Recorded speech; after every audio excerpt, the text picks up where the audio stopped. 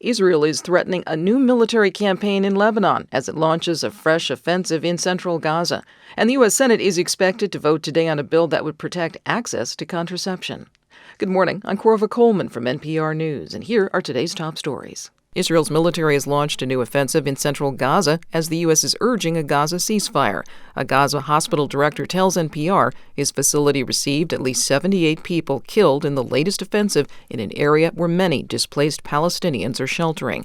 Israel is also threatening a new military campaign in Lebanon, as NPR's Daniel Estrin reports from Tel Aviv. The Israeli army says its latest offensive is targeting militant infrastructure in the Burej refugee camp and eastern Deir el-Balah. Those are areas in central Gaza where the Israeli army operated earlier in the war. The Biden administration is calling for the war to end. President Biden announced last week that Israel had proposed a ceasefire deal, and U.S. officials say they're waiting for Hamas's official reply. Meanwhile, Israeli Prime Minister Benjamin Netanyahu visited the northern border near Lebanon, where Hezbollah has stepped up its rocket fire in recent weeks. Israel's army chief says Israel must soon decide whether to launch an offensive in Lebanon. Daniel Estrin, NPR News, Tel Aviv. The Lebanese military says it has arrested a gunman who fired shots close to the U.S. Embassy near Beirut today. NPR's Jane Araf has more. The U.S. Embassy said there was small arms fire near its entrance this morning. It said embassy security and Lebanese forces responded quickly, and no embassy staff was hurt. The Lebanese military said security forces shot and wounded a gunman. It described him as a Syrian national. Lebanon has recently increased pressure on Syrians, saying it's overwhelmed with refugees.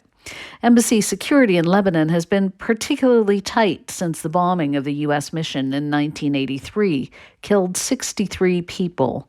The U.S. blamed that attack on Hezbollah, the Iran-backed Lebanese militant group. Jane Araf, NPR News, Amman. Several states in Washington, D.C. held primaries yesterday. In New Jersey, there's been interest in the race for a U.S. Senate seat, held now by Senator Bob Menendez. Harrison Malkin has more. With Bob Menendez's seat in play as he faces an ongoing corruption trial and runs as an independent, Congressman Andy Kim won the Democratic primary, hoping to replace him. Kim took the primary with at least 75% of the vote. Meanwhile, Bob Menendez's son, Robert, an incumbent congressman in New Jersey's 8th District, defeated his primary challenger, Ravi Bala, the mayor of Hoboken. Over 40,000 New Jerseyans voted uncommitted in the Democratic presidential primary, a symbolic protest vote against Joe Biden's support for Israel's war in Gaza. For NPR News, I'm Harrison Malkin. The U.S. Senate is poised to vote today on a bill that would protect the right to access contraception. This comes ahead of the second anniversary of the U.S. Supreme Court's decision striking down federal abortion protections.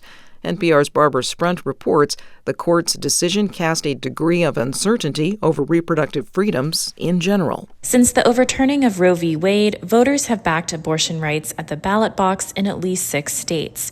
Senate Majority Leader Chuck Schumer wants to keep the issue top of mind for voters in this election year. Over the coming weeks, Senate Democrats will put reproductive freedoms front and center before this chamber so that the American people can see for themselves who will stand up to defend their fundamental liberties. Abortion rights amendments could be on the ballot in as many as 10 states, including some where Senate races could shift the balance of power in Congress.